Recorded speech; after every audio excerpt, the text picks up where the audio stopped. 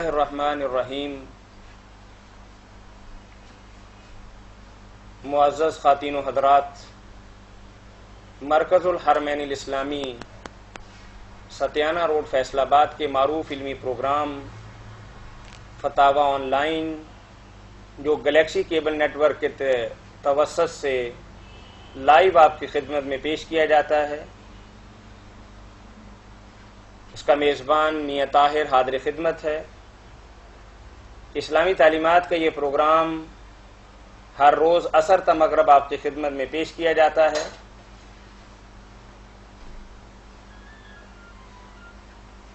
دینی، روحانی، معاشی اور معاشرتی مسائل کے لیے ہمیں کال کیجیے۔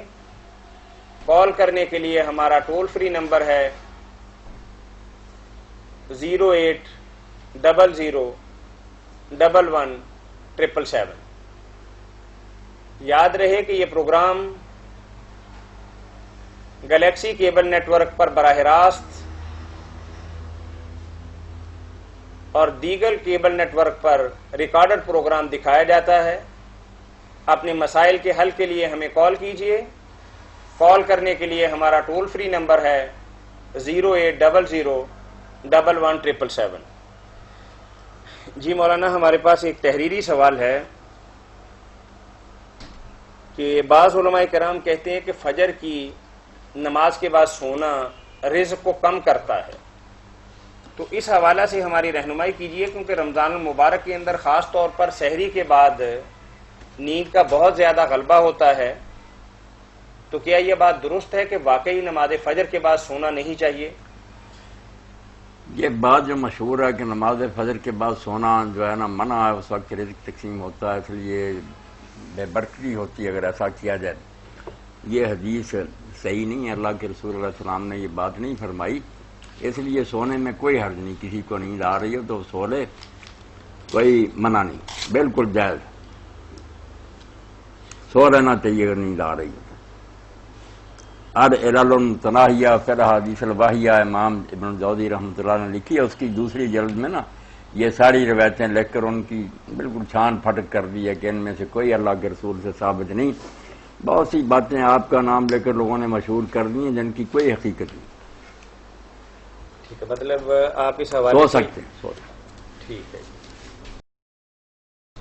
بیمار ہو اور اس کو یہ اندیشہ ہو کہ روزہ رکھنے سے بیماری جو ہے یہ بڑھ جائے گی یا تندرست ہونے میں دیر ہو جائے گی، بیماری بڑھے گی تو نہیں مگر شفا جو ہے نا اس میں خلل آئے گا علاج معالجہ چھوڑ دینے کی وجہ سے۔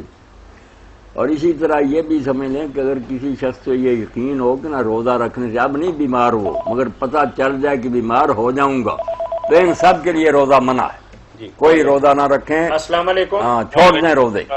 خیریت مزاج ٹھیک ہیں آپ کے؟ جی الحمدللہ، جی الحمدللہ۔ مولانا بیٹھے ہوئے ہیں؟ جی مولانا تشریف فرما ہے۔ جی ٹھیک ٹھاک ہیں؟ الحمدللہ خیریت سے۔ جی بالکل خیریت سے۔ جی مولانا یحییٰ بات کر رہا ہوں، کیا حال چال ہے؟ ٹھیک بڑی ہے، خوشی ہوئی، اللہ تعالیٰ یا بھائی خیریت سے رکھے، جی بہت برکت دے۔ مہربانی۔ مسئلہ تھا ایک پوچھنا مولانا جی کہ علم حدیث میں یہ ضعیف حدیث کا مقام کیا ہے؟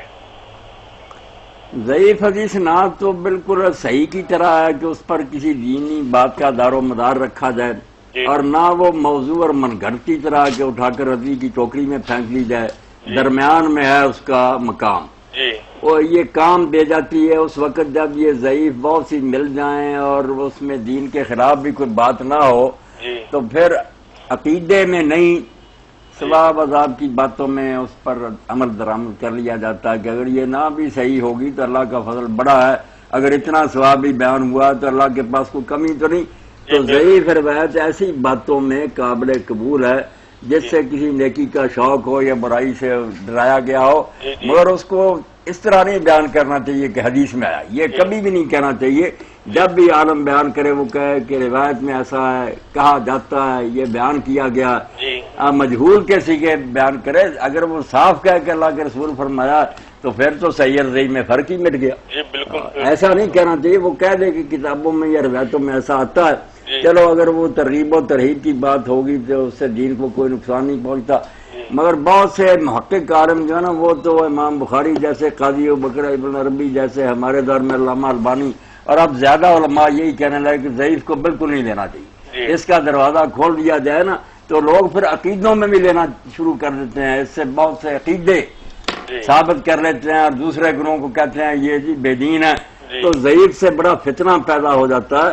اس لیے بہتر یہ ہے کہ صحیح اور حسن حدیثوں پر ہی نا بس اکتفا کی جائے، جو کچھ ان میں ہے وہی کافی ہے، اس میں کوئی کمی تو نہیں۔ جی مولانا دوسری بات یہ ہے کہ مزی کے جو قطرات ہوتے ہیں یہ سلوار پہ لگ جانے سے یا کپڑے پہ لگ جانے سے اس کی مقدار کوئی ہے کہ تھوڑا سا لگے یا یہ بھی کافی مقدار میں نکل جاتے ہیں، تو اس میں روزے میں تو نہیں کوئی مسئلہ ہوتا؟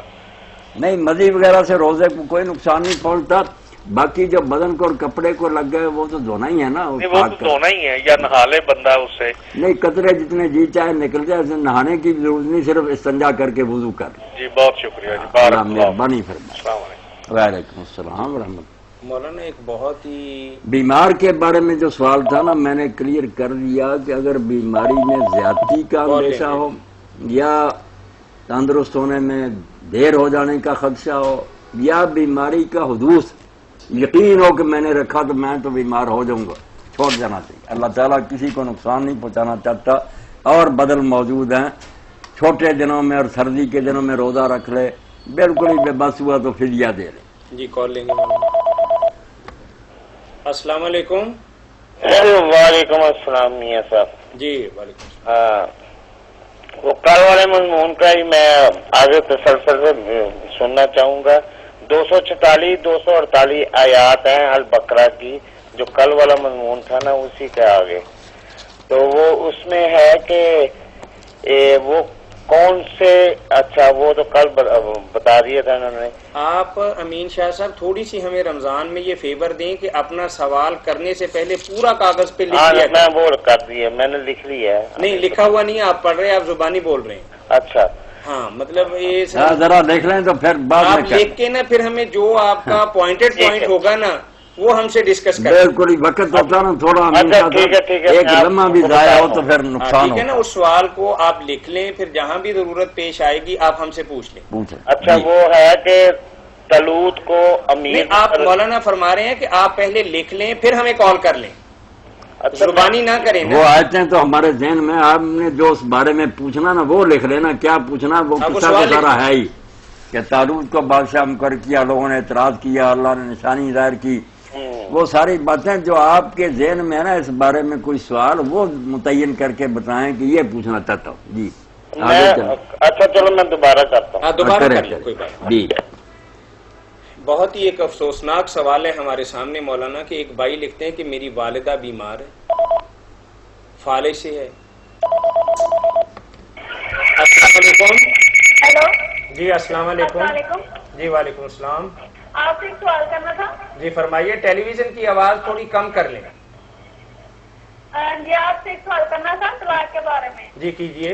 مولانا صاحب سے پوچھنا تھا کہ میرے ہسبینڈ نے طلاق دیے تینوں کٹھی اچھا طلاق کے ذریعے، اچھا، ڈاک اور کے آپ وہ صلح کرنا چاہتے ہیں۔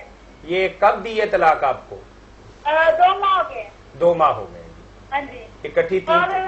ان سے پوچھے کہ یہ طلاق ہو گئی ہے قانون کے مطابق، یہی تو آپ کو، ہو سکتی ہے یا نہیں ہو سکتی؟ یہی تو میری بہن آپ کو بتائیں گے۔ آپ کا سوال میں دہراتا ہوں، پھر بتائیے گا کہ سوال یہی ہے۔ آپ نے فرمایا کہ آپ کے میاں نے ایک ہی مجلس کی 3 طلاقیں لکھ کے بدریہ ڈاک آپ تک بھجوا دی ہیں، ہاں جی، تو کیا یہ طلاق ہو گئی ہے؟ اگر نہیں ہوئی تو کیا ہم دونوں میاں بیوی دوبارہ اپنی ازدواجی زندگی برقرار رکھ سکتے ہیں؟ ہاں جی، مولانا نے درخواست دی ہوئی نا میری بہن بات سمجھ گئے ہم آپ کی، ہاں جی، سوال آپ کا یہی ہے نا جو میں نے دہرایا ہے؟ ہاں جی، بات ٹھیک ہے جی مولانا۔ اللہ بات یہ ہے، اس کی ذرا وضاحت درکار ہے کہ بات جو ہے نا ذرا گڑبڑ بھی ہو جاتی ہے، لوگ 90 دن کا حساب کرتے ہیں، یہ توجہ سے سننی آپ سب لوگوں نے بھی، میں بھی گناہ گار نہ اور سارے دوزخ میں نہ چلے جائیں۔ 90 دن کی قید پر لعنت بھیجیں۔ 90 دن کوئی نہیں ہے، یہ ان عورتوں کے لیے جن کو حیض نہیں آتا۔ سب میرے بھائی توجہ سے سن لیں، جن عورتوں کا حیض بند ہو گیا ہے ان کے لیے ہے کہ 90 دن وہ انتظار کریں۔ جن کو حیض آ رہا نا وہ 3 حیض دیکھنے ہیں، ابھی طلاق کی اسی وقت حیض آ گیا، اس لیے 2 مہینوں کے اندر اندر بلکہ 1.5 مہینے میں بھی 3 حیض جو ہو سکتے ہیں، کئی عورتوں کے 1 ہی مہینے میں ہو گیا تھا، پورے صحیح بخاری میں آتا۔ اس لیے یہ کوئی نہیں بات بھائی، اللہ کے لیے یہ بات توجہ سے سن لیں سارے علماء بھی اور دوسرے، کہ سراست کرو 3 حیض دیکھنے ہیں، 3 وقفے یعنی ہاں 3 طلاق جو ہے نا ایک وقت میں وہ تو ایک ہی ہے، مگر دیکھنا ہے کہ اس کے بعد 3 حیض تو نہیں آ گئے۔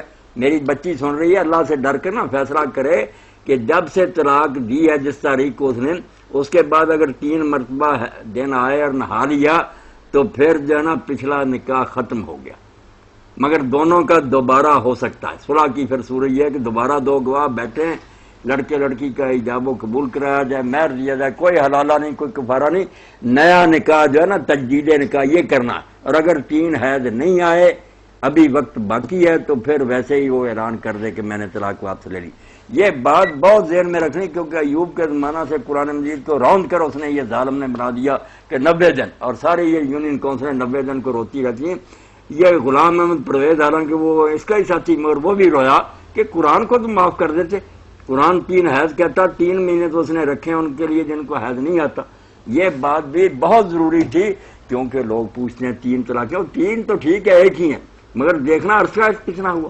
اگر اس کے بعد 3 حیض آ گئے اور نہا لیا، وہ 3 جو ہے نا بے شک ایک ہی شمار کریں، اس سے پچھلا نکاح ختم ہو جاتا ہے، پھر نیا نکاح کرانا چاہیے، ویسے نہیں صلح کر لینی چاہیے، حلالے کی ضرورت نہیں، کفارہ نہیں، ان دونوں کا ڈائریکٹ دوبارہ نکاح کریں گے۔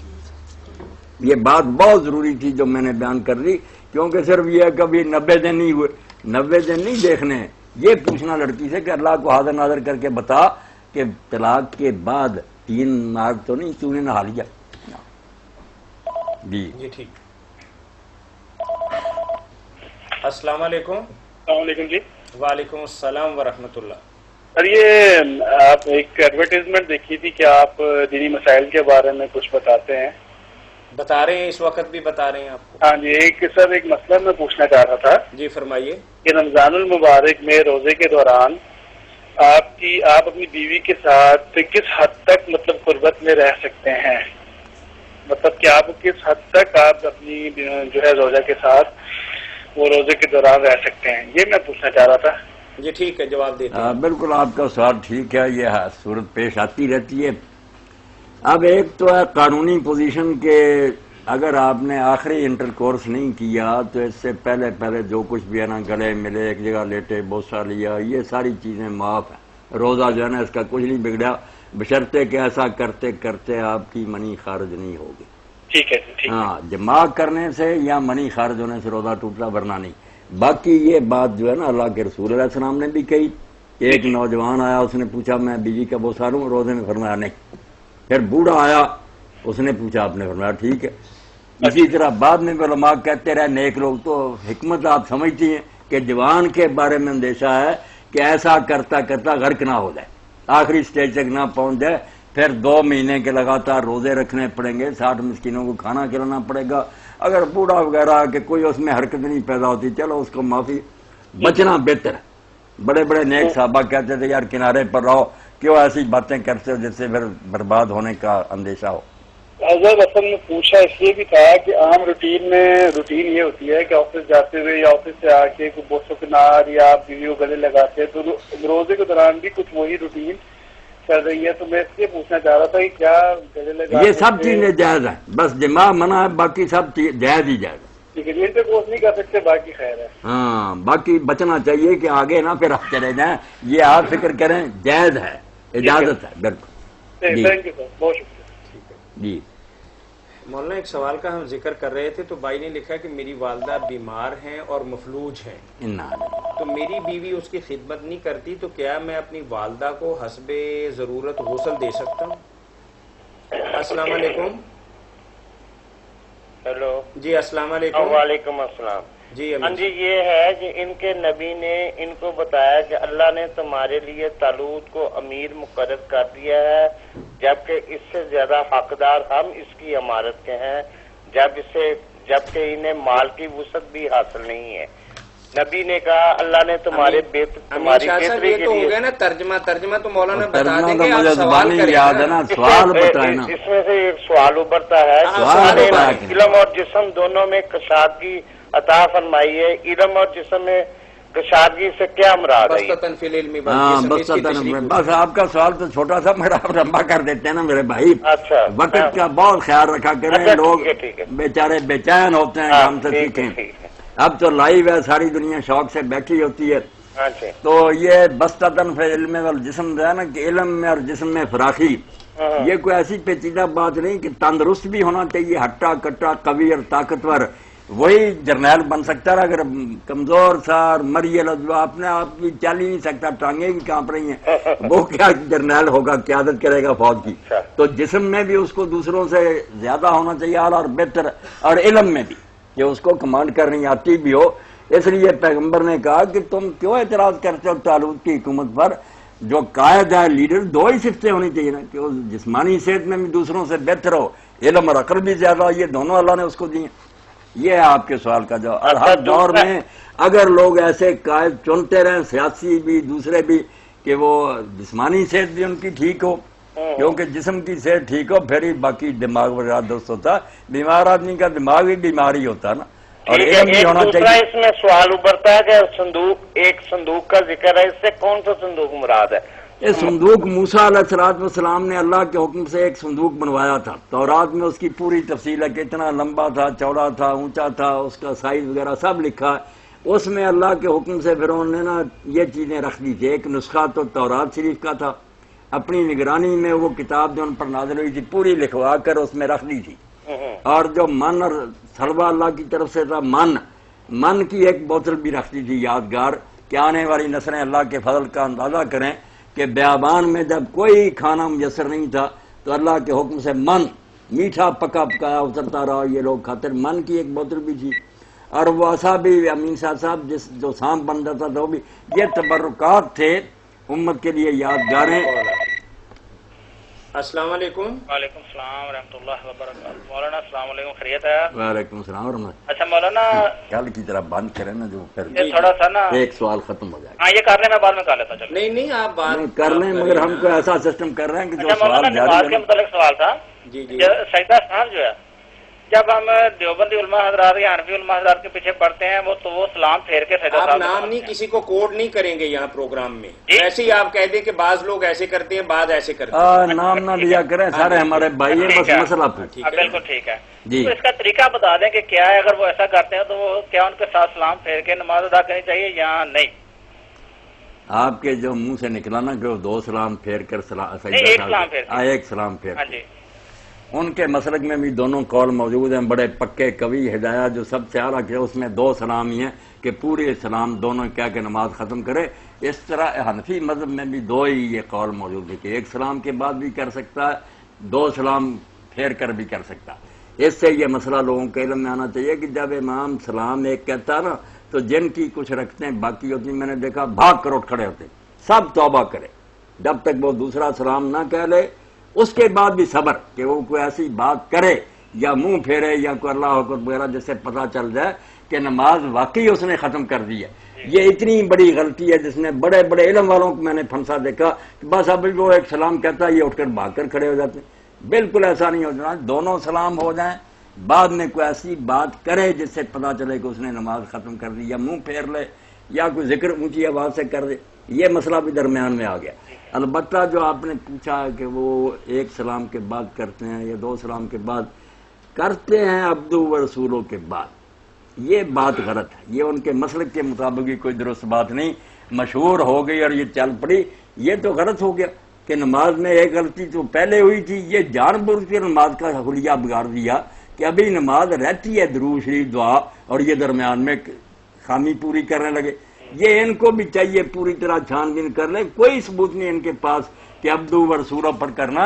अल्लाह के लिए मान जाए बात, हवाले मैं दे दूंगा, आलमगीरी देख लें, दुरूद शरीफ पढ़ें, दुआ पढ़ें, एंड पर पहुंचे। उसके बाद दोनों तरीके सुन्नत हैं कि एक तरफ भी सलाम ना कहे, अल्लाह अकबर कह के सजदे को चला जाए, दो सजदे करके उठकर सलाम कह दे, ये भी मसनून तरीका है। अहल हदीसों को ये भी करना चाहिए। और सलाम के बाद वाला भी ठीक है। जुबान से जो आपने कौली हदीस फरमाई वो सलाम के बाद किया, सलाम से पहले भी है। जो उम्मत को सिखाया ना वो यही है, कुल्ले साहबन सजदातान बाद सलाम, के सलाम के बाद दो सजदे। इसलिए ये भी जो है ना अहले हदीस लोग कहलाते हैं, ये भी जिद ना करें कि पहले ही फेरना, سلام سے پہلے سجدہ، دوسری سنت پر بھی عمل کریں نا، اس لیے ایک سلام کے بعد یا دو سلام کے بعد بھی کریں، مگر کرنا حکیم صاحب آخر پر، بیل کر جب نماز مکمل ہو جائے پھر سجدہ کر لیں سلام سے پہلے یا سلام کے بعد، یہ دونوں ہی ٹھیک ہیں۔ مگر یہ درمیان میں شروع کر دیتے ہیں نا، مولانا یوسف لدھیانی رحمۃ اللہ علیہ نے بڑا زور لگایا، کوئی دلیل نہیں ملی، نہ کوئی اس کا ثبوت ہے، یہ کام خراب کرنے والی بات کیا، ابھی تو نماز باقی ہے، پوری ہونے دیں، السلام علیکم مگر کر لیا کریں ان کے ساتھ، اگر نماز پڑھتے ہیں تو کوئی بات۔ السلام علیکم جی وعلیکم السلام، کیسے ہیں جناب؟ جی الحمدللہ۔ میرا صاحب ایک گزارش ہے، مولانا صاحب سے سوال کرنا تھا یہ کیجیے۔ کہ درود پاک آج کل مجھ پہ یہ پرابلم ہے، میں مولانا صاحب سے انسٹرکشن لینا چاہ رہا ہوں کر کے کہ جب میں درود پاک پڑھتا ہوں یا اذان میں جب اشہد ان لا محمد رسول اللہ درود پاک پڑھا جاتا ہے یا روٹین میں، تو آج پہلے جو ایک کھنچاؤ یا محبت وہ مجھے فیل ہوتا ہے کہ اس میں کمی نعوذ باللہ آتی جا رہی ہے۔ اس حوالے سے مولانا صاحب کے کچھ ویوز لینا چاہ رہا ہوں کہ اس کو دلی کس طرح کیفیت کچھ بدل دلی کیفیت میں کچھ نا تغیر محسوس ہوتا۔ میرے بھائی اس میں کوئی فکر کی بات نہیں، نہ آپ پریشان ہو، یہ اللہ تعالیٰ اسی طرح اپنے بندوں کو آزماتا رہتا ہے، جیسے جسم میں ہے نا قبض اور بس، کبھی قبض ہو جاتی ہے کبھی کھل جاتا ہے، اسی طرح روحانی دنیا میں بھی اولیاء کرام نے اس کا نام قبض و بس ہی رکھا۔ یہ کوئی ناراضگی کی بات نہیں، نہ اللہ تعالیٰ، ویسے بندے کو اپنے حالات پر ضرور نظر ڈالنی چاہیے کہ میری طرف سے تو کوئی ایسا کام نہیں ہوا کہ وہ جو کیف اور ذوق تھا اس میں کمی، یہ تو اپنے قصور کی طرف امتحان کرنا ہی چاہیے۔ اللہ کے نبی یونس علیہ السلام میرے بھائی نہیں کن تو میرا ظالمین کہتے ہیں، ہم کس گنتی میں، مگر فکر مند نہیں ہونا چاہیے۔ اللہ پاک کبھی عبادت میں لذت اور سرور دیتا ہے، کبھی بے ذوق ہو جاتی ہے، خیال آتے ہیں تو کئی پریشان ہو کر بیچارے گھبرا جاتے ہیں۔ گھبرانے کی کوئی بات نہیں، بلکہ ان دنوں میں جو آپ کا درود شریف ہے نا وہ اس زمانے سے بہتر ہے جب مزہ آتا تھا، مزہ سے بہتر ہے کہ مزہ نہیں آ رہا تو اس میں تو حد نفس بھی ہو گیا نا کہ اپنے جی کا مزہ بھی شامل تھا۔ اب تو اگر آپ نے پڑھنا صرف سرکار کی محبت میں پڑھنا کہ مزہ آئے نہ آئے آگ لگاؤ مزے کو، میں نے تو اللہ کے رسول کی خدمت میں یہ نذرانہ عقید پیش کرنا، آپ یہ کرتے رہیں انشاءاللہ وہ کیفیت بھی دوبارہ لوٹ آئے، کوئی پرواہ نہیں، درود شریف میں کمی نہ کرے۔ بس مولانا صاحب دعا کیجیے، اللہ مہربانی فرمائے۔ اللہم صلی علی سیدنا و نبینا محمد النبی الامی و ازواج امہات المومنین و ذریتہ و اہل بیت بھی۔ السلام علیکم۔ وعلیکم السلام ورحمۃ اللہ وبرکاتہ۔ جی بھائی، مفتی صاحب سے یہ سوال کرنا تھا کہ جب ہم قضا وطر پڑھتے ہیں دن کے ٹائم، تو سنا ہے کہ جب ہم دعائے قنوت پڑھیں تو ہاتھ نہ اٹھائیں تاکہ ساتھ والے کو پتہ نہ چلے کہ ہم وطر قضا کر کے پڑھ رہے ہیں، کیا یہ بات صحیح ہے؟ دعائے قنوت میں جو ہاتھ اٹھائے جاتے ہیں، پہلے تو آپ کو پتہ ہی ہے نا کہ یہ تو کسی حدیث شریف سے ثابت نہیں، جی یہ بھی علماء کی تجویز ہے کہ ہاتھ اٹھا کر پڑھ لیے جائیں، کوئی کہتے ہیں باندھ کر پڑھ لیے جائیں، کوئی لٹکا کر پڑھ لیے جائیں۔ خود دیکھیں امام ابو حنیفہ رحمۃ اللہ علیہ کے مسلک میں 3 قول موجود ہیں۔ قاضی ابو یوسف رحمۃ اللہ علیہ کہتے ہیں سینے کے برابر ہاتھ اٹھا کر دعا پڑھو قنوت، امام صاحب کہتے ہیں اللہ اکبر کہہ کے باندھ رہو پڑھتے رہو، تیسرے کہتے ہیں امام محمد بن حسن کہ اللہ اکبر کہہ کے نیچے چھوڑ دو، جیسے رکوع کے بعد نا ہاتھ لٹکتے رہیں آپ پڑھتے رہیں۔ اور جو ہاتھ اٹھاتے ہیں بھی اہل حدیث اور دوسرے وہ بھی مانتے ہیں کہ بس نیک لوگوں کے یہ قول ہیں، کوئی صحیح حدیث اس بارے میں نہیں ہے۔ اس لیے اگر اس لحاظ سے کہ لوگ کہیں گے یار اس نے وطر قضا کر لیے، اس پر بھی عمل کر لیں جو آپ نے کہا کہ بس باندھ کر ہی پڑھ لیں، یا ہاتھ اٹھائے بغیر ہی سورہ فاتحہ اور سورت کے بعد اسی طرح شروع کر دیں دعا، کسی کو پتہ ہی نہ چلے، تو یہ اچھی بات ہے، کوئی بری بات نہیں۔ اسی لیے قضا نمازوں کے بارے میں علماء یہی کہتے ہیں نا کہ وہ لوگوں کے سامنے نہیں ادا کرنی چاہیے کہ ہر کسی کو پتہ چلے کہ اس نے نماز ضائع کر دی تھی، اپنے جرم کو چھپانا چاہیے، معافی مانگنی چاہیے، پردہ رکھنے کی کوشش کرنی چاہیے۔ تو اگر اس طرح بھی آپ قنوت پڑھ لیں گے تو کوئی حرج نہیں، ہاتھ اٹھانے پہلے ہی کوئی اتنا ثابت نہیں ہے۔ جی جی مولانا، وہ سوال آپ کے سامنے پیش کیا تھا کہ ایک بھائی یہ کہتے ہیں کہ اگر گھر پہ کوئی عورت نہ ہو اور بیوی میری ماں کو سنبھالنا نہ چاہے تو ان حالات کے اندر اس بیچاری کے لیے غسل وغیرہ کی جو ضروریات ہیں کیا میں ان کی تکمیل میں ان کے ساتھ تعاون کر سکتا ہوں؟ بھائی کا یہ سوال سن کر انتہائی دکھ ہوا کہ نوبت یہاں تک پہنچ گئی کہ ماں جس نے اتنی شفقت سے پالا تھا اور بہو کو لائی تھی، اب بہو نے اتنا کام کرنے سے انکار کر دیا کہ وہ بیچاری مفلوج ہے، اس کو نہلا بھی نہیں سکتی۔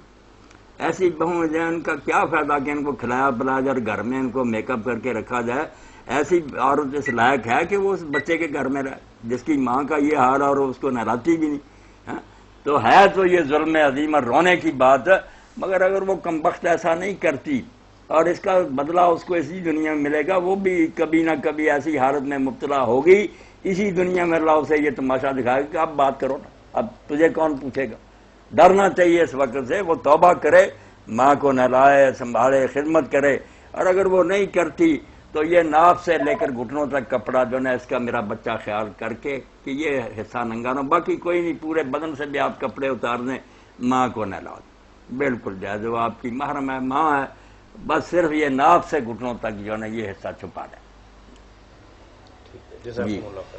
مولانا افسوس ہے، انا للہ و انا الیہ راجعون۔ اور مولانا یہ کوئی سوال کسی ایک بندے کا نہیں ہے، بہت معذرت کے ساتھ جو ہماری معاشرتی قدریں اس وقت کمزور ہو چکی ہیں اور یہ رشتے ناطے جو ٹوٹ چکے ہیں، یہ تقریباً ہر تیسرے چوتھے گھر کا مسئلہ ہے۔ اس میں ایک بہت بڑا نا جو ڈاکٹر وہ مولوی حضرات میں جنہوں نے سمجھا دیا بچیوں کو کہ آپ کا کام صرف خاوند کے لیے بن سور کر رہنا اور وہ خواہش اس کی پوری کرنا، باقی کام آپ کے کوئی ذمہ نہیں، یہ مسئلے پڑھا دیے نا، اس لیے وہ کہتی ہیں ہم کیوں خدمت کریں، تباہی کر دی انہوں۔ جو مدرسوں میں جاتی ہیں وہ کہتی ہیں کتابیں نکال کر دیکھو، ہمارا کوئی کام، بلکہ کسی نے روٹی پکانے سے بھی جواب دے دے، وہاں لکھا کہ کوئی خاوند کے لیے روٹی پکانا یا اس کے کپڑے دھونا اس کا دین جو ہے وہ یہ کیا بنا دیا ان لوگوں، دردی کا، توبہ خیرخواہی کا، توبہ۔ بڑوں کی عزت کا تو حکم پہلے دیتا ہے۔ میں میاں طاہر جو کتابوں میں ان لوگوں نے لکھا اس کا ذکر کر رہا ہوں، کتابوں میں ایسا ہی لکھ لکھ کر انہوں نے برباد کر دیا۔ کپڑے تک دھونے خاوند کے، روٹی پکا کر دینا اس کا کام نہیں، وہ بازار سے لائیے جہاں سے جی چاہے۔ توبہ، یہ دین ہے کوئی؟ وعلیکم السلام، یہ مل کر رہنا۔ کیا حال ہے جناب؟ جی الحمدللہ۔ نیاز صاحب کیسے ہیں آپ؟ ٹھیک ٹھاک، آپ سنائیں؟ بالکل خیریت سے ہیں۔ اچھا، یہ ایک چھوٹا سا سوال ہے، جی فرمائیے۔ یہ شواہد النبوت مولانا عبد الرحمان جامی رحمۃ اللہ علیہ کی کتاب، اس میں وہ حضرت جابر رضی اللہ تعالیٰ عنہ نے رسول پاک صلی اللہ علیہ وسلم کی دعوت وہ کرتے ہیں، اور ان کے دو بیٹے جو ہیں وہ اب وہ ذبح ہو گیا اور سارا معاملہ پھر وہ زندہ ہوئے، بکری بھی زندہ ہوئی۔ یہ معجزہ مطلب حدیث آپ یہ سن لیں نیازی صاحب، ہر روز آپ ایسی کوئی بات ڈھونڈ کر لاتے ہیں جو عجیب و غریبی ہوتی ہے۔ یہ شواہد النبوت، معارج النبوت، یہ ایسی کتابیں ہیں کہ خود اعلیٰ حضرت احمد رضا خان بریلوی رحمۃ اللہ علیہ سے لوگوں نے کچھ کہا کہ ایسی باتیں انہوں نے لکھی ہیں، انہوں نے کہا یار یہ کتابیں ہیں کوئی، یہ تو لکھنے والوں نے وقت ضائع کیا، کوئی ان کی حقیقت نہیں۔ صحیح بات یہ ہے کہ اللہ کے رسول علیہ السلام آپ کے ہاتھوں پر سنا بھی کریں نا، بات کرنے کے بعد آپ چپ رہا کریں، اگر بات نامکمل ہوگی پھر پوچھیں کہ کوئی مردہ آپ کے ہاتھ نہ، حضور کے ہاتھ پر اللہ نے اس کو زندہ کیا، یہ طے شدہ بات ہے، اس لیے جس میں آئے گا مردہ زندہ ہونے کا آپ خود ہی سمجھ لیں کہ اس کا پر قلم پھیر دیں، یہ سارے جھوٹے۔ یہ لوگوں نے عیسیٰ علیہ السلام سے نا، عیسیٰ علیہ السلام کے ساتھ مقابلہ کرنے کے لیے بھی جیسے پیغمبروں کی کوئی ٹکر ہے، وہ ایک دوسرے کی رکیب ہے، اس کو گرانا اس کو گرانا، عیسیٰ علیہ السلام بھی ہمارے پیغمبر ہیں، رسول اللہ بھی ہمارے پیغمبر، ہمیں کیا دشمنی ہے؟ جس زمانے میں جس معجزے کی ضرورت پڑی اللہ نے وہ دکھا دیا۔ موسیٰ علیہ السلام کے زمانہ میں چونکہ جادوگروں کا زور تھا، اللہ نے ان کو سوٹا دے دیا تو سانپ بن جاتا تھا۔ عیسیٰ علیہ السلام کے زمانہ میں لوگ جو علاج معالجے میں بہت بڑھ گئے تھے، ان کو وہ معجزے دے دیے۔ رسول اللہ کے زمانے میں لوگوں کو دعویٰ تھا کہ ہمارے سامنے کوئی بول ہی نہیں سکتا، عرب فصاحت و بلاغت کی وجہ سے اپنے آپ کو کہ عرب کے فصیح ہمیں سب کو کہتے ہیں عجم، یہ تو گونگے۔ اللہ نے ایسی کتاب اتاری کہ دیکھو ایک شخص جس نے کتاب کو ہاتھ نہیں لگایا، اس نے ایک کتاب پیش کی، اللہ اس کے مقابلے میں ایک سورت، جنوں انسانوں کو اکٹھا۔ تو جس معجزے کی جس وقت ضرورت ہوتی کہ اللہ دیتا تھا، بے موقع خام خواہ یہ تماشا نہیں تھا کہ مردے زندے کرتے رہو، یہ کرتے رہو، یہ باتیں لوگ اپنی طرف سے گڑھ لیتے ہیں۔ شواہد النبوت کو سمجھنے کچھ نہیں، نہ معارج النبوت کوئی چیز ہے۔ اور یہ اسی طرح یہ مدارج النبوت قدرے اچھی ہے مگر اس میں بھی کمزور باتیں بہت ہیں۔ یہ ہلیت الاولیاء، یہ بھی عربی کی کتاب ہے۔ ہلیت الاولیاء بھی ایسی کتاب ہے، وہی مستقبل صاحب کی کنز الاموال کے دیباچے میں علی متقی رحمۃ اللہ نے لکھ دیا کہ یہ کتابیں جن کا نام ہی کافی ہے، وہ کہتے ہیں ان کا میں ضعیف نہیں بتاؤں گا، یہ سارا آپ سمجھ لیں کہ جو ان میں ہے نا وہ ضعیف ہی ضعیف ہے۔ شروع میں لکھ دیا کہ ان کے ساتھ بار بار لکھنے کی مجھے ضرورت نہیں۔ جی جی جی بہت شکریہ۔ جی ٹھیک ہے۔ مولانا جو آپ میں ایک بات یہ سن لیں، ایک سنا دینا چاہتا ہوں، اگر ایسا ہوتا اس وقت تو سارا کام ہی نہ خراب ہو السلام جاتا۔ علیکم جی مولانا بھائی کا سوال یہ ہے کہ بعض اوقات علاج معالجہ کے حوالے سے ہمیں کبھی کبھار کوئی ایسی چیز یعنی ممنوعہ چیز یا حرام چیز یا مکروہ چیز استعمال کرنی پڑتی ہے، تو کیا شریعت اسلامیہ کی روح سے ایسا کرنا جائز ہے؟ بس آخری سٹیج پر جب کوئی دیندار ڈاکٹر نہ یہ فیصلہ کر دے کہ اس کے بغیر اور کوئی علاج اب تک ہمارے پاس نہیں ہے، بالکل ایسے ہے جیسے آدمی کو پیشاب پینا پڑ جائے، ٹٹی کھانی پڑ جائے، وہ شوق سے ایسا ہے۔ اگر شوق سے نا مسئلہ پوچھ لو بلا بریک کھاتے پیتے رہنا پھر کوئی بات نہیں، پورا چارہ کریں کہ اس سے نہیں تو کسی دیسی طبیب سے کسی سے حلال ڈھونڈیں دوائی، انشاءاللہ ملے گی، بالکل ہی بے بسی ہو جائے نا تو پھر ٹھیک ہے۔ اگر ڈاکٹروں نے تجویز کر دیا کہ اس کے بغیر نہیں بچ سکتا تو ضرورت کی حد تک استعمال کر لیں، حرام ہو یا ناجائز پھر اللہ معاف کرنے والا۔ ٹھیک ہے، جزاکم اللہ خیر۔ مولانا ایک بہن کے متعلق لکھا ہے کہ گھروں میں کام کرتی ہے لیکن اللہ کا کرنا ایسا ہوا کہ وہ بیوہ ہو گئی، انا للہ و انا الیہ تو اب وہ بھائی کہتے ہیں کہ بہن عدت سے بھی ہیں اور لوگوں کے گھروں کے کام کاج کر کے اپنے بچوں کو پالتی تھی، اپنے میاں کے علاج معالجہ یا اپنی ضروریات پوری کرتی تھی، تو ابھی حالات کے اندر کیا عدت کے دوران وہ گھر سے باہر نکل کر کام کر سکتی ہے؟ میں نے دیکھا کہ عدت کے بارے میں لوگوں نے اپنی طرف سے ایسی باتیں گھڑ لی ہیں کہ جیسے یہ کوئی جیل کا زمانہ ہے کہ عورتیں بس قید خانے میں رہیں، اور ایسے بھی گھر میں نے دیکھے کہ اس کو صحن میں بھی نہیں آنے دیتے، پچھلی کوٹھیوں میں بند، کسی سے بات نہیں کر سکتی، اگر آتی بھی تو منہ بالکل چھپایا ہوا، اپنی طرف سے سارا دین گھڑ لیا۔ اللہ کے دین میں ایسی کوئی بات نہیں، بس خامد مر گیا 4 ماہ 10 دن اگر وہ نکاح کرنا چاہے نہیں کر سکتی، باقی کسی عمر میں بھی ہو اس نے شوق کرنا کہ مہندی، خوشبو، زیورات، ریشمی لباس، یہ چیزیں جو ان سے بچنا، بالکل سادہ زندگی گزارنی، آنے جانے کی کوئی بات نہیں۔ خدا کے لیے کہہ دیں جو بچیاں ملازمت کرتی ہیں ملازمت کریں، جو گھروں میں کام کرتی ہیں وہ گھروں میں کام کریں، جو علاج کے لیے ڈاکٹر کے پاس جانا چاہتی جائے، جو کوئی اور کام ہے مربع زمین میں زمینداروں کے ساتھ وہ کرے، کہیں دین میں نہیں آیا کہ وہ گھر میں بند رہے۔ خدا کے لیے معاف کر دو، کیوں دین کو بدنام کر رہے کہ لوگ کہیں یار خامد مر گیا تو عورت بیچاری کو سزا مل رہی ہے، کوئی مسئلہ نہیں، اس لیے بلا جھجک وہ جائے، بہن گھروں میں کام کرتی تو کرے، اللہ اس کی مدد فرمائے، خامد کو جنت الفردوس میں ایک جگہ دے، کوئی بھی یہ بات نہیں، بالکل بناوٹی بات ہے۔ صرف یہ کہ زیب و زینت سے پرہیز، زیورات نہیں پہننے، مہندی نہیں لگانی، خوشبو وغیرہ سے بچنا، پرچیلا لباس نہیں پہننا، یہ باتیں جو شوق کے لیے جانے آنے میں کوئی بات نہیں۔ علاج کے لیے ڈاکٹر کے پاس جانا پڑے، بازار سے سودا لانا پڑے، بے شک جائے، کوئی مرد ہے خاندان میں وہاں جائے، کوئی شادی ہے وہاں بھی سادگی سے چلی جائے۔ یہ مسئلہ بتانا بہت ضروری ہو گیا، کیونکہ عدت کے لیے خواہ مخواہ یہ فرض کر لیا کہ عدت میں بیچاری اندر بیٹھی رہے۔ جی ٹھیک ہے۔ میں نے ایسی عورتیں بھی دیکھی کہ ان کے خاوند فوت ہو گئے اور وہ بیچارہ جو تھی ان کے حج کے نکلے ہوئے تھے، نمبر نہیں گئی کہ مولویوں نے کہہ دیا، اور 13 لوگ کہتے رہے ہمارے صاحب کی بات مان لا، ماں جا رہا ہے بیٹا چلی جا، نہیں گئی۔ اب نہ کوئی لے جانے والا، نہ روتی ہیں وہ بیچاری کہ ہم نے کیوں یہ بات نہ سنی۔ اور کتنی عورتیں جن کو میں نے لکھ کر دیا کہ لے جاؤ ان کو دوسرے لوگ، پھر وہ جہاں وزارت ہے نا ان کو جب کاغذ جا کر دکھایا محلہ کو، انہوں نے کہا اللہ اکبر، یار علم اس کو کہتے ہیں۔ علی بیچتے تھے، حضرت عائشہ اپنے ساتھ لے گئی تھی ام کلثوم کو جب حضرت چلا شہید ہو، کیوں تنگ کرتے ہو لوگ۔ مولانا بیوہ کے ہی حوالے سے سوال ہے کہ بیوہ عدت میں ہے تو دلی جذبات سے مجبور ہو کر کیا فاتحہ خوانی کے لیے اپنے شوہر کی قبر پر قبرستان میں جا سکتی ہے؟ پردے کا اہتمام کر کے نا، اور ایسے وقت کہ وہاں غیر محرم لوگوں کا جمگٹا نہ ہو، جائے کوئی ساتھ چلا جائے محرم یا کوئی عورت، تو وہاں جا کر وہ اپنا دل کا بخار نکال لے، دعا کر لے، کوئی حرج نہیں، کر سکتے کر لے۔ ٹھیک ہے، جزاکم اللہ خیر۔ مولانا ایک سوال ہے ہمارے پاس کہ کوئی ایک بندے نے پراپرٹی تو اس مقصد کے لیے خریدی تھی کہ اسے بیچے گا، 2-3 سال تک اس پراپرٹی پر زکوٰۃ بھی ادا کرتا رہا، اور کچھ ایسی نوبت آ گئی کہ بجائے بیچنے کے اس پراپرٹی کو اب کرائے پر دے دیا، تو اب کیا مسئلہ ہے کہ وہ زکوٰۃ اب پراپرٹی کی اصل قیمت پر ادا کرے گا یا صرف جو کرایہ اسے حاصل ہو رہا ہے اس پر زکوٰۃ ادا کرے گا؟ کرایہ پر जो किराया मिल रहा है ना दूसरी रकम के साथ शामिल होता जाएगा, जितना साल के बाद उसके पास होगा उस पर।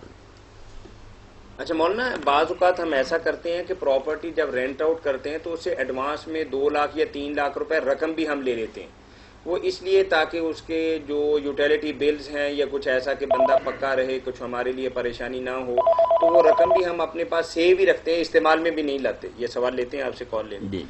जी अस्सलाम वालेकुम। जी अस्सलाम वालेकुम। तो वो पैसे हम इस्तेमाल में नहीं करते, एक जगह पे रखे होते हैं ताकि ये बंदा हमारे साथ पक्के एग्रीमेंट के अंदर रहे, क्योंकि आजकल जो जुबानी एग्रीमेंट है अल्हम्दुलिल्लाह माशाल्लाह उसको तो पूरा करना आदमी पूरा समझता ही नहीं। तो अब उस रकम पर ज़कात कौन देगा?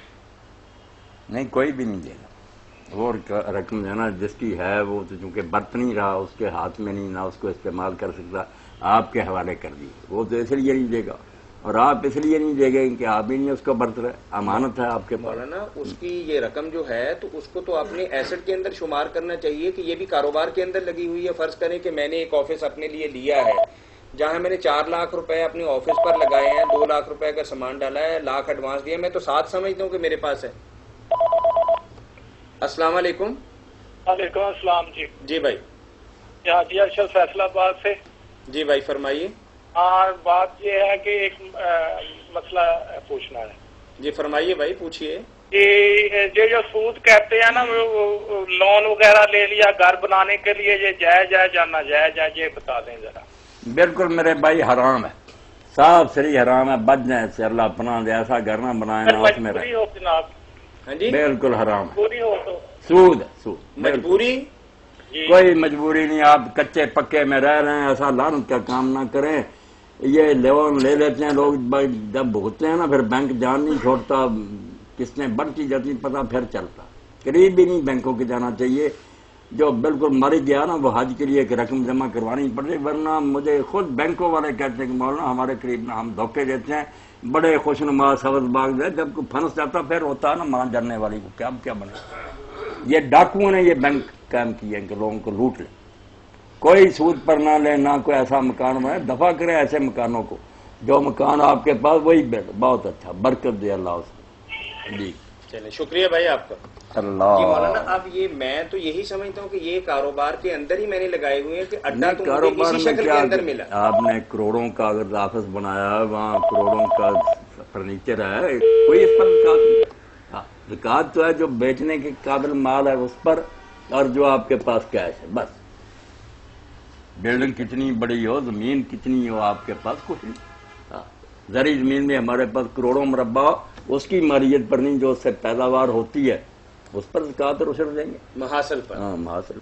ये कोई नहीं कि इतना उस के पास है, ऐसी बात नहीं। मतलब इसे अपने कारोबार के अंदर शामिल नहीं समझे, नहीं शामिल, यही समझे कि मैंने एक दुकान बनाई हुई है, थड़े पे लगाए हुए हैं या तो ये पैसे जो ना जब जी चाहे उसे ले ले और जाकर बर्तले फेर है ना उसके हाथ में तो कुछ नहीं, वो दे बैठा, नहीं मिल सकते जब तक वो छोड़ेगा नहीं किराए का मकान, और ये भी नहीं इस्तेमाल कर रहा, ये समझता मेरे पास अमानत है, मैंने तो उसको वापस करने। अच्छा, अगर वही मालिक ने इस्तेमाल किए हों तो फिर और जवाब होगा आपका। अमानत जो है ना उस वक्त तक ही अमानत है जब तक वो थैली में बंद करके लाकर में रख दे बैंक। ये भी सुन ले, मेरे पास 100 रुपया या 1000 को रख गया ना तो मैंने उसको बरत लिया ना कि चलो वापस मैंने देने, अब वो अमानत नहीं कर्ज, और इसका बड़ा फर्क है। अमानत जाए हो जाए तो वापस करना मेरे पर जरूरी, कर्ज देना मेरे पर लाजमी, फर्क है बड़ा। ये बात याद रखें, अमानत उसी वक्त तक है जब बंद पड़ी। क्या हाल है जनाब? हम तो बहुत अच्छे हैं, अगर आप अपने टेलीविजन की आवाज कुछ कम करें तो आपके लिए और हम सब के लिए बेहतर होगा। अब ये पूछना था कि अब ये क्रेडिट कार्ड जो है, हाँ हाँ, ये बनाना बेहतर नहीं, हराम है, बिल्कुल नाजायज। ये ना क्रेडिट कार्ड ले, अब तो अखबारों में बड़े बड़े मैशदान मजमून लिख रहे हैं कि तौबा करो, ये ऐसा निकला है काम। आज तो जब मैंने खबर पड़ी भाई मैं तो हैरान ही हो गया। साइंसी इजाजत से उन्होंने कहा लोगों की मालियतों का, क्रेडिट कार्डों का, उनके सब का ना जासूसी हो गई, ऐसी इजाजतें निकलाई कि जर्रा जर्रा पता कर लेते हैं किसका ये, और यहाँ चोरी होने लगी। वो कहते हैं क़यामत आ गई, दज्जाली। अस्सलाम वालेकुम। जी वालेकुम अस्सलाम व रहमतुल्लाह। जी बच्ची का नाम पूछना है, जोहम है, उसका मीनिंग बता दें क्या है? जोहम, जोहम दोबारा बताइए گا. جو ہے میم ہم جو ہم یہ زے زالے والی سے لکھتے ہیں یا ہے جو ہوتی ہے دو آنکھوں والی ہے میم ہم نہیں؟ زو ہم سمجھتے جو ہیں. ہم جو ہم ZOHIM لکھیں گے انگریزی جے میں. جے جے جی زوہم جی مولانا ایسے لکھیں گے ہم. JOHAM جیسے ماہم لکھتے ہیں ایسی زوہم لکھیں گے. پہلے بچی زال ہے یا زے ہے؟ جیم جیم جوہم. جو ہم ہو گیا، یہ اور ہی بن گیا. آپ انگریزی میں ذرا بتائیں گے ایک ایک ہجا کر کے. جے ہیں جے جے جی JOHAM JOHM جوہم جی. جو ہم جو ہم زہرا ہیں؟ زہرا تو اس کی تو میننگ ہے لیکن پہلے لفظ نہیں، کے جو ہم تو کبھی ہم نے سنا ہی نہ، اس کا کوئی معنی ہم نے دیکھا. یہ اگر ہے حال مجھے تو دیکھیں بالکل نئی بات ہی آئی. جو ہم تو کوئی نہیں سنا. اللہ تعالیٰ اسی لیے گھروں کے اندر بیٹیاں زیادہ دیتے ہیں کہ لوگ نام بڑے انوکھے انوکھے رکھتے ہیں. بالکل ایسے انوکھے ناموں کی شامت آئی ہوئی نا کہ بالکل عجیب و غریب نام ان کے کوئی معنی نہ کچھ نہیں. رکھ لیتے ہیں ادھر ادھر سے سن کر کہ جی میں مل جائے بس کوئی نام بن گیا. اب کیا ہے جو ہم کچھ بھی نہیں. تو بعض لوگ تو مولانا نام کا ذائچہ نکلوا کے مطلب بچی کا تو پھر نام رکھتے ہیں. اب وہ تو بالکل دین کو چھوڑ گیا نا، ستارہ پرست ہیں، کافر ہیں، بالکل جادو اور سحر کو مانتے ہیں کہ کس وقت پیدا ہوا، کیا تھا، یہ تھا. دین بالکل چھوڑ دیا ہے لوگ. نام اللہ کے طرف نسبت کے رکھنے چاہیے. اتنے نام ہے اللہ کے. عبد لگا لیں، عطا لگا لیں، عطا الرحمان، عبد الرحمان. 99 نام ہے ان کے ساتھ عبد یا عطا. السلام یہ علیکم. لگاتے ہیں نام ہی پیارے پیارے. یا جتنے وعلیکم نبی اور السلام رسول ہیں ان کے ورحمۃ نام جو میں ہیں، نے صحابہ اور تابعین ہیں. کوئی نیک لوگوں کے نام رکھے. کاروبار بالکل ہی بند ہو گیا ہے. اچھا کوئی بات نہیں. فرمائیے کیا سوال تھا آپ کا؟ کاروبار کے سلسلے میں کہنا تھا میں نے. یہ کاروبار کے بارے میں تو بتا دیے. شاید کریڈٹ کارڈ کے حوالے سے آپ کا سوال تھا. کریڈٹ کارڈ نہیں فی الحال تو نہیں، ورک شاپ ہے میری. نہیں آپ نے سوال کیا کیا ہے ہمیں؟ کریڈٹ کارڈ نہیں آپ ہم سے پوچھنا کیا چاہتے ہیں؟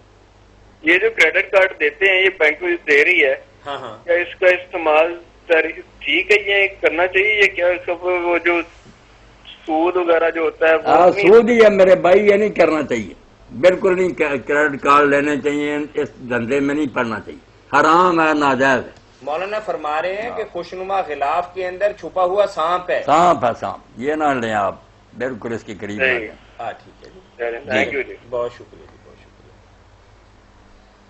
مولانا اگر کوئی بچہ نالائق ہو، نافرمان ہو اور گستاخ ہو اور والد عمدن اپنی زندگی کے اندر جائیداد تقسیم کرتے وقت اس کے حصے کو پامال کر سکتا ہے یا اس کو نظر انداز کر سکتا ہے؟ اگر ایسا خبیث اور نالائق بیٹا ہے کہ آدمی کی عزت بھی نہیں کرتا اور یہ بھی آدمی سمجھتا ہے کہ اگر اس کے پاس میری وراثت آ گئی تو یہ غلط کاموں میں استعمال کرے گا، مثلا دستہ بازی، حرام کاریاں یا ایسے کوئی خطرہ اس بے دین کا، تو ایسے کو محروم کر دے. ایک پائی نہیں دینی چاہیے. کیوں آدمی گناہ میں حصہ دار ہو کہ میں اس کو دے دوں اور بعد میں یہ میرے مال سے گناہ کرتا رہے.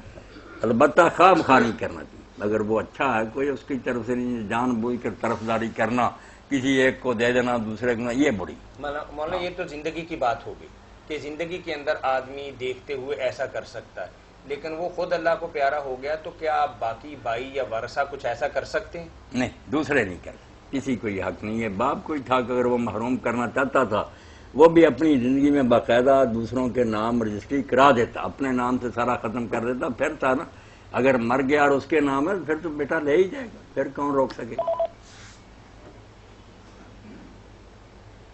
تو وصیت بھی کر سکتا ہے کہ میرے اس بیٹے کو جائیداد سے محروم رکھا جائے؟ نہیں، وصیت کا کوئی اثر نہیں. وصیت نہیں کرتے. یعنی عمل کر جائے تو وہ شریعت کے نقطہ نظر سے قابل قبول ہے. بالکل اپنے نام سے اس نے سب کچھ ختم کر دیا نا، اس کے نام کوئی زمین رہی نہیں جو پھیری ہے نا. اچھا چلے. مولانا اعتکاف کے حوالے سے ایک بہن نے ہمیں سوال بھیجا ہے کہ میری چھوٹی بیٹی ہے، دودھ پیتی ہے، میں اعتکاف بیٹھنا چاہتی ہوں تو کیا میری وہ بیٹی بھی، ظاہر ہے کہ اس کو بھی اعتکاف کرنا پڑے گا اور فیڈنگ بھی کروانی پڑے گی، اور ظاہر ہے کہ رات کو اگر وہ کچھ اپنی ضروریات کے لیے اٹھتی ہے تو مجھے بھی تھوڑا بہت اٹھ کے کچن تک جانا پڑے گا، تو کیا میرے لیے کچھ گنجائش ہے کہ میں اعتکاف پہ بیٹھ جاؤں اور یہ ریہرسل بھی کروں؟ آپ کا اعتکاف کا شوق تو میری بہن بہت مبارک ہے، اللہ قبول فرمائے. مگر نیکیاں کمانے کے اور بھی بڑے طریقے ہیں. آپ اس مصیبت میں پڑیں گی, بچی بھی پریشان ہوگی. اور ویسے ہے اجازت, اگر وہ بچی آپ کے ساتھ ہی لیٹے, آپ دودھ پلائیں اور اس کو ٹٹی پیشاب بھی کرائیں تو اعتکاف میں آپ کے کوئی خرابی نہیں آئے گی, اعتکاف ٹھیک ہی ٹھیک ہے.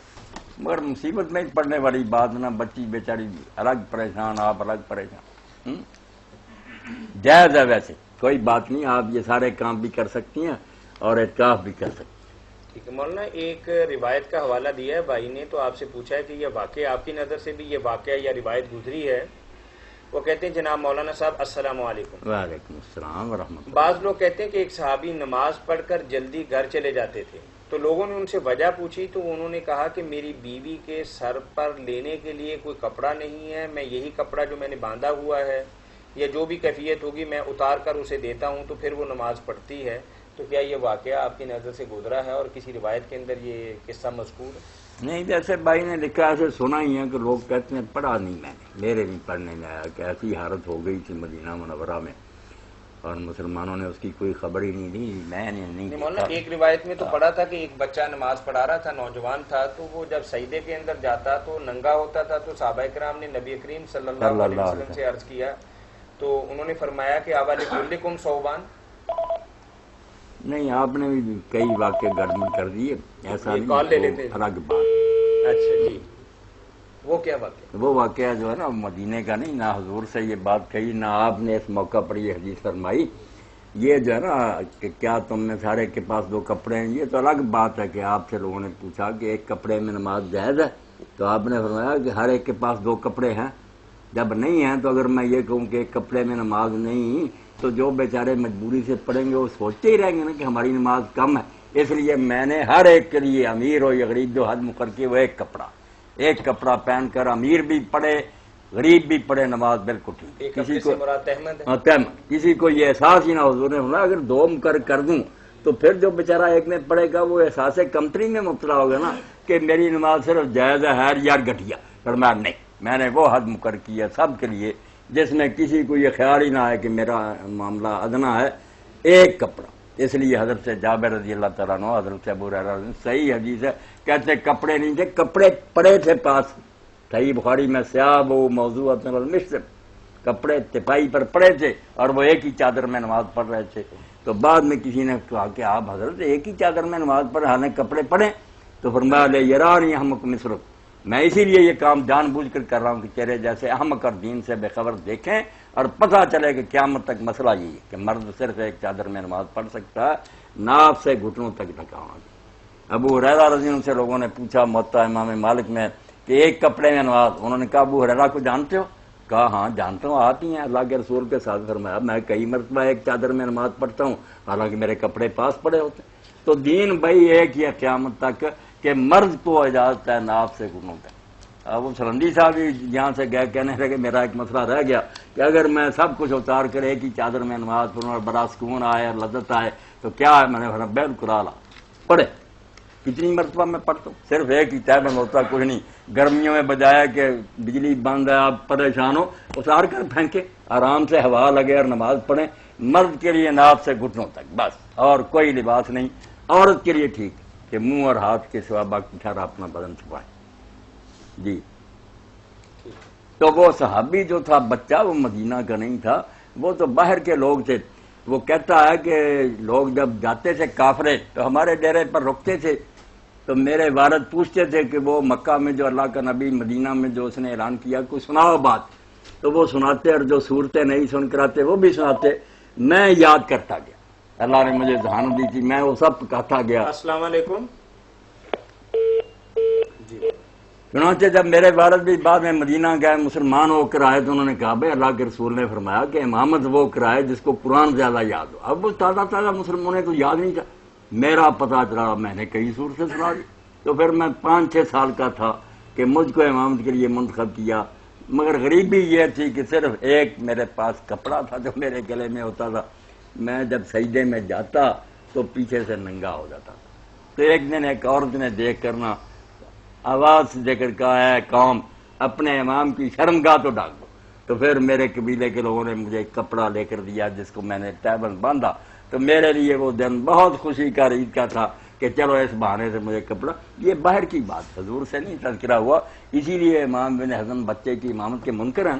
ان کے سامنے جب لوگوں نے حوالہ دیا انہوں نے کہا آتا حضور کو علم ہوا، آپ کو تو پتہ بھی نہیں کہ امامت کرائی. اہل حدیث وغیرہ تو کہتے ہیں جائز ہے، مگر امام ابن حزم ظاہری کہتا کوئی نہیں یہ حوالہ بن سکتا، بالغ امامت کرا سکتا. وہ کہتا حضور کو اطلاع ہی نہیں، کسی جگہ ذکر نہیں کہ لوگوں نے یہ بات بتائی یا آپ نے اس بارے میں کچھ حکم دیا. یہ رد کیا انہوں نے کہ بچے نے پڑھائی کہیں آتا کہ حضور کو یہ خبر دی گئی ہے. ہاں مسئلے کئی ہیں آگے سے آگے، درمیان میں آ جاتی بات. تو وہ باہر کا تھا، مدینہ کا نہیں. السلام علیکم. جی السلام علیکم. تو مولانا ہم بات کر رہے تھے کہ اس وقت چلو عام نمازیں تو نہ صحیح، لیکن نماز تراویح کے ائمہ اکرام کی اگر کوانٹٹی دیکھی جائے تو اس میں زیادہ کوالٹی جو ہے وہ نوعمروں کی ہے اور نابالغوں کی ہے. ہاں مناسب ہی بات ہے نا کہ بالغ جو ہے نا نابالغ کے پیچھے نماز، مطلب بچہ قرآن حفظ کر لیتا ہے تو کم از کم اس کو یہ سمجھتے ہیں کہ چلو فرضوں کی نماز نہ صحیح تو کم از کم تراویح کا امام اسے بنایا جائے. ہاں کہنے کو تو میں نے کہا نا کچھ لوگ کہتے ہیں فرضوں کی بھی امامت کرا سکتا، کچھ کہتے ہیں صرف تراویح کی کرا سکتا. باتیں یہ بے ثبوت ہی ہیں نا، بالغوں کو کرانی چاہیے. اگر اور کچھ نہیں ہوتا کل حوالہ ہی دہراتے جائیں بالغ. مفتی صاحب سے سوال کرنا تھا ایک. جی کیجئے بھائی، سن رہے ہیں آپ کی بات. ایسا بتائیے کہ یہ جب ایام عورت کو آتے ہیں تو اس کے لیے داغ 7 دن ہے پیریڈ یا 10 دن کا ہے؟ یا بیماری کی شکل میں وہ کتنے دن تک وہ کر سکتی ہے؟ روزہ رکھنے میں کتنے دن اس کو؟ مطلب آپ کا سوال یہ ہے کہ عورت کے شرعی اعتبار سے پیریڈ کے کم از کم یا زیادہ سے زیادہ دن کتنے ہیں؟ اور جب یہ طے ہو جائیں گے تو پھر باقی دن جو ہیں وہ بیماری میں کنسیڈر ہوں گے؟ جی باقی دن بیماری میں. جی ٹھیک ہے. اس بارے میں میرے بھائی کوئی دین میں حد نہیں آئی. کچھ لوگ کہتے ہیں کمزور روایتوں کے بنا پر کہ 10 دن ہیں، کچھ زیادہ کہتے ہیں. کچھ نہیں، اللہ کے رسول سے ثابت، عورتیں خود ہی جانتی. دیکھنا جو ہے وہ یہ ہے کہ اگر اس عورت کی کوئی عادت تھی پہلے 5 دن 6 دن 3 دن کسی اتنے آتے تھے جب وہ تندرست تھی، اتنے دن وہ حیض کے شمار کرے اور باقی دن پاک سمجھے. وہ روزے رکھ سکتی ہے؟ بالکل رکھ سکتی ہے. اگر وہ 4 دن پہلے ایسی ہوتی تھی نا، 4 دن گن لے کہ یہ حیض کے ہیں، جب 4 دن ختم ہو غسل کر کے نماز بھی شروع کرے، روزہ بھی شروع کرے. جتنی اس کی عادت تھی اس کو لے. اگر عادت نہیں یاد تو پھر رنگ کو بھی معیار حضور نے قرار دیا کہ گاڑھا اور بدبو سیاہ اور بدبودار جو خون ہوگا وہ حیض کا، جو صرف زرد وغیرہ ہوگا وہ نہیں حیض کا. کئی چیزیں بتائی ہیں. اور اگر بالکل ہی نہ پتا ہو تو پھر قبیلے کی عورتوں کے بارے میں دیکھا جاتا ہے کہ اس کی بہنیں وغیرہ جو ان کا عام طور پر کیا حال ہے، اس کو معیار بنا لیا جاتا ہے. یہ 10 وغیرہ کی حدیثیں جو نا بالکل کمزور ہے، کوئی حد نہیں آئی. بس عورت رنگ سے یا اپنی عادت سے یا قبیلے کی عورتوں کی عادت سے فیصلہ کرے. بڑی مہربانی. جی بہت السلام علیکم. وعلیکم السلام ورحمۃ اللہ. یہ اسلامی نظام کی اچھا مولانا ہمارے ایک بھائی یہاں تشریف فرما ہیں، ان کا ایک سوال ہے کہ میاں بیوی کے درمیان کسی معمولی بات پہ جھگڑا ہو گیا، برادری والوں کو بلوایا کہ صلح صفائی کروا دیں، اور برادری والوں کی آنے کی وجہ سے کام اور زیادہ بگڑ گیا تو لڑکے نے غصے میں آ کر 3 دفعہ طلاق کا لفظ استعمال کر دیا ایک ہی مجلس کے اندر. لڑکی کی ایک بچی بھی ہے اور وہ 7 ماہ کی بی بی امید سے بھی ہے. اب 3 طلاقیں ایک مجلس کے اندر دے دیں. ایک بچی بس ایک ہی طلاق ہوئی ہے، اور چونکہ بچی امید سے اس لیے عدت جو ہے نا بچہ پیدا ہونے تک. اگر ابھی بچہ پیدا ہو گیا ختم ہے عدت. اگر 8-9 ماہ کے بعد پیدا ہو، جس کے پیٹ میں بچہ ہو اس کی مہینوں سے یا حیض سے نہیں، وَأُولَاتُ الْأَحْمَالِ أَجَلُهُنَّ، حمل والیوں کی عدت ہے بچہ پیدا ہونے تک. السلام علیکم. اس لیے اگر بچہ نہیں پیدا ہوا جلدی صلح کر لیں. بچہ پیدا ہو گیا تو دوبارہ نکاح کرنا پڑے گا ان دونوں کا. پھر نہیں، اب اگر وہ صلح کرتے ہیں تو تجدید نکاح کی تو ضرورت نہیں، کوئی ضرورت نہیں. اگر حمل وضع حمل سے پہلے ہاں وضع حمل سے پہلے صلح کر رہے ہیں تو خیر ہی خیر. ٹھیک ہے. جی السلام علیکم. السلام علیکم. جی وعلیکم السلام ورحمۃ یہ اللہ. مولانا صاحب سے یہ پوچھنا ہے کہ ہاف بازو ٹی شرٹ پہن کے نماز جائز ہے، بندہ پڑھ سکتا ہے؟ جی آدھے بازو والی قمیض پہن کے یا شرٹ پہن کے بھائی کہتے ہیں کہ میں نماز پڑھتا ہوں، تو کیا میری نماز ہو جاتی؟ بالکل ٹھیک. آدھے بازو والی ہو یا بنیان ہو کوئی بات نہیں. ہاں اگر پورے بازو والی اور آپ نے اس کو اس طرح الٹ کیا تشمیل القمہ، یہ نہیں ٹھیک. کپڑا جتنا بنا ہوا نا سارا کھلا ہونا چاہیے. پھر کوئی بات نہیں. اگر بنا ہی ہے نا آدھا ہے آپ کا وہ تو جائز ہے، کوئی بات نہیں. مرد کے لیے ناف سے گھٹنوں تک جو ہے نا یہ چھپانا فرض ہے. مطلب آج کل تو نوجوان نسل سلیو لیس شرٹ پہنتی ہے کہ چلو جس کی بالکل ان کی بنیان نمازیں کی ٹھیک. طرز کی، ہاں، نمازیں اس کے تو درست بالکل ہی ہیں. بازو نہیں ہوتے. ہاں نہیں بازو کوئی پرواہ نہیں، نماز پڑھے نماز ٹھیک ہے، بہت اعلیٰ. نوجوان خوش ہو کر پڑھے، کوئی فکر مند ہونے کی ضرورت نہیں. شکریہ جی، اللہ حافظ. جی ٹھیک ہے جی. نوجوانوں کا زمانہ، ہمارا مسئلہ ننگے سر والا ان کے لیے بہت اچھا. یہ بیچارے کیوں ٹوپیاں لیتے پھرے؟ جب وہ ننگے سر پھرنے کو سمجھتے زینت ہے، ہم خوبصورت اچھے ہیں. وہ تو شادی کے موقع پر کہتے ہیں کیا ہمیں پگڑیاں پہنا رہا ہے، اور پگڑی بھی لاتے ہیں مانگ کر، پتہ نہیں وہ کہاں سے بیوقوف لون طریقہ نکالا. اب تو کرائے پہ بھی مل ایک جاتی ہے. وردی ہے جو لاتے، میں حیران ہوتا ہوں کہ اچھے بڑے بچے کو بیروٹیا بنا دیا انہوں نے.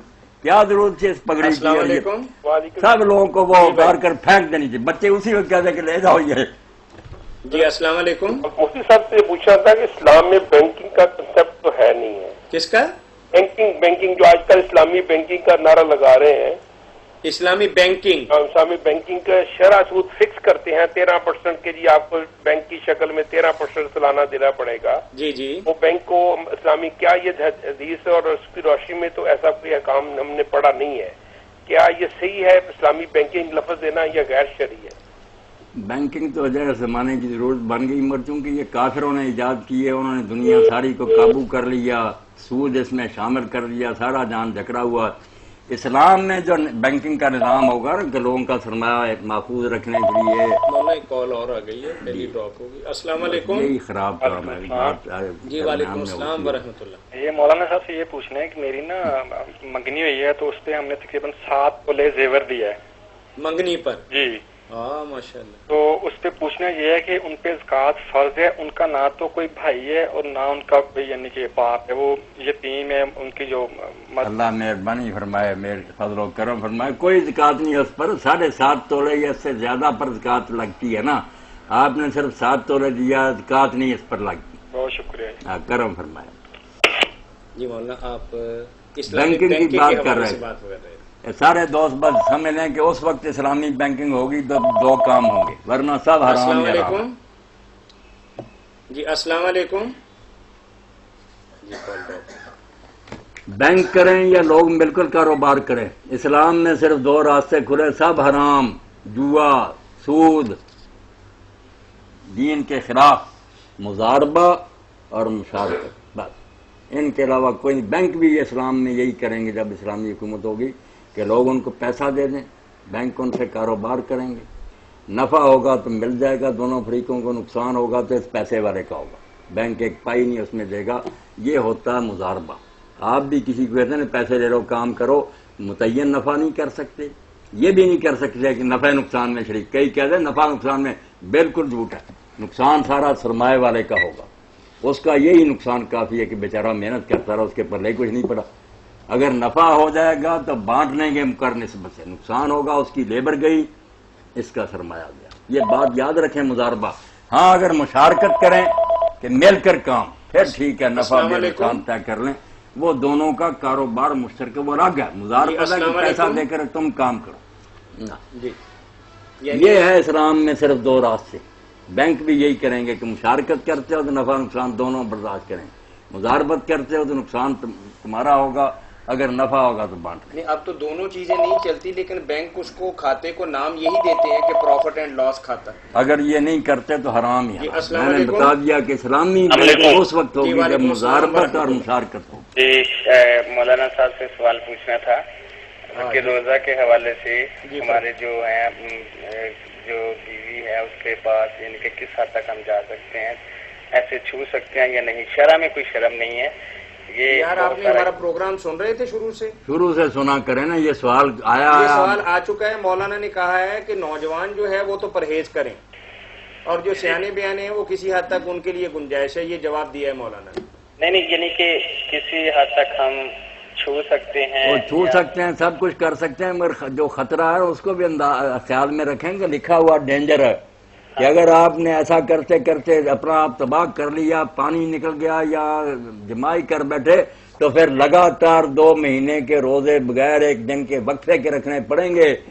ہاں اس لیے جائز ہے ضرور. جماع سے ادھر ادھر آپ رہیں تو خیر ہی خیر ہے، مگر اگر اس مصیبت میں پڑ گئے تو پھر آپ سوچ رہے ہیں کہ کیا کریں گے، 2 مہینے کے روزے یا 60 مسکینوں کو کھانا کھلانا. آپ خود سوچیں کہ ضرور چھلانگ لگانی ہے اس میں. چلیں مولانا بہت شکریہ آپ اس خوبصورت جواب کا کہ یہاں اللہ کے نبی صلی اللہ علیہ وسلم کے پاس 2 مختلف صحابہ کرام آئے. ایک نوجوان آیا تو اس نے سوال کیا تو اللہ کے نبی صلی اللہ علیہ وسلم نے ممانعت فرما دی، اور ایک عمر رسیدہ آیا تو اللہ کے نبی صلی اللہ علیہ وسلم نے اس کو اجازت دے دی. تو دین جو ہے وہ ہر بندے کے اعتبار سے تھوڑے سے اس کے احکامات مختلف ہیں. اس خوبصورت جواب کے ساتھ ہی ہم شکر گزار ہیں مفتی اعظم پاکستان محترم مولانا محمد اسحاق مدظ العلی کے. فتاوی آن لائن اسلامی تعلیمات کا یہ پروگرام مرکز الحرمین الاسلامی ستیانہ روڈ فیصل آباد پاکستان سے گلیکسی کیبل نیٹ ورک کے تعاون سے براہ راست آپ کی خدمت میں پیش کیا جا رہا تھا، اور ریکارڈڈ پروگرام مختلف کیبل نیٹ ورک کے ذریعے آپ کو دکھایا جاتا ہے. دینی مسائل کے حل کے لیے ہمیں کال کیجئے. کال کرنے کے لیے ہمارا ٹول فری نمبر ہے 080011777. اس کے ساتھ ہی پروگرام کے میزبان میاں طاہر کو کل تک کے لیے اجازت دیجیے. چلتے چلتے ہمارا ٹول فری نمبر دوبارہ نوٹ کر لیں 08000